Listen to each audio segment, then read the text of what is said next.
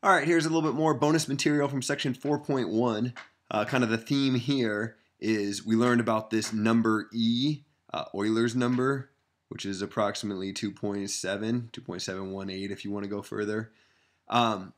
It turns out that this number has all sorts of importance in math, and some companies that are a little bit more mathematically inclined are really fond of this number. Google specifically, Google the search engine, computer company, they love E. They love the number E.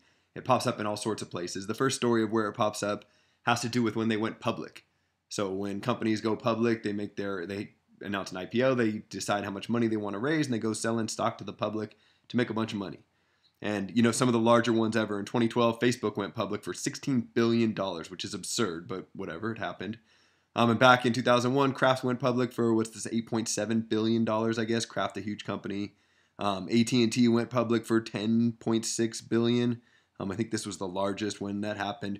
Anyways, when companies go, these are some of the largest of all time. When companies go public, they announce how much money and typically nice round numbers. Google didn't do that. When Google announced it was going public, it announced that it was going to raise $2,718,281,828. Huh? That's kind of weird. Like, imagine you work at some finance company, you have this low-level data entry job, and you're just keeping track of IPOs, or you're doing some research on IPOs, trying to figure out how much your company should go public for. And you're writing them down, 16 billion, 15 billion, 180 million, 2.2 billion. And then you see Google. What? This has got to be a typo. Something's got to be wrong here. Well, actually, it's not. This is just an instance of Google loving this number E. This number is actually E billion dollars. So I don't know if they thought they were being funny or what. It was a little shout out to all the math nerds out there. But when they went public, they announced this amount, which I bet a lot of people have seen that and have no idea where it comes from. Where it comes from is E. Okay, you're not impressed with that story. I got a better one. It's a true story. Back in 2004, so right when Google was going public, when they were relatively new, they were recruiting. And one of the ways in which they recruited new hires is through billboards like this. They put up a few billboards. There was one in Silicon Valley, a couple on the East Coast, and this is exactly what it said. No mention of Google, no mention of any reason to do this. It's just this billboard. And if you have trouble reading this, it says, first 10-digit prime found in consecutive digits of E.com. Weird. So it's, I'm sure it's in the middle, like on a highway or something. Millions of people go by there every day. 9 out of 10, maybe 99 out of 100, maybe more, completely ignore it. Those that don't ignore it are like, that's some sort of weird nerdy thing, some joke I don't get, whatever, moving on. But a few people that were especially mathematically inclined, perhaps, or computer programming inclined, made note of this and thought about it and couldn't stop thinking about it and solved this problem. Unfortunately for me, I was not aware of this billboard. I heard about this after the fact, after this was closed down. But I went and I wanted to look into it and I solved it. And it turns out you can solve it just using Excel. This is the actual spreadsheet I made to solve this thing. I was just digging through my old files finding this. It looks like what I did is I found E somewhere. I didn't generate that, the number E. And I copied and pasted it over here as in some weird format. And this is all just formatting it and getting 10-digit chunks of E over here in this tab. And then in this next tab, I think I originally generated all of the prime numbers, but that was taking up a bunch of room in the spreadsheet. So when I saved it, I went back and just saved the values.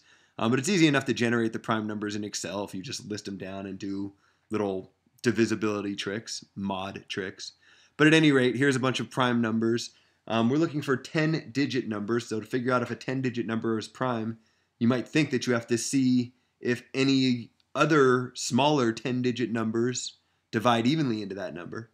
But it turns out you don't need to do that. You only need to check 5-digit prime numbers, because if a big prime number divides into this other number, then a small prime number does as well. At any rate, I took all the 5-digit primes and all my 10-digit chunks, and I brought them into this sheet where I think I'm listing all the 10-digit chunks down here and over here, and then I listed all the primes here. And all I'm doing is just checking to see if, I think these were formulas at one point, just a if-then statement, to figure out this decided whether this first chunk was divisible by 2. And a 1 here meant it was.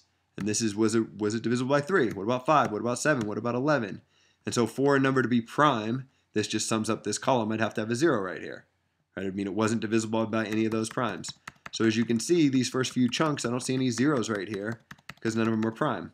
So just because it's easier to read it in columns, I copied all these chunks here, and you can just see these are not prime, not prime, not prime. So this is the first 10-digit chunk, next 10 digits, next 10 digits. So this isn't digits 11 through 20, this is digits 2 through 11, I guess. And then this is 3 through 12 and so on.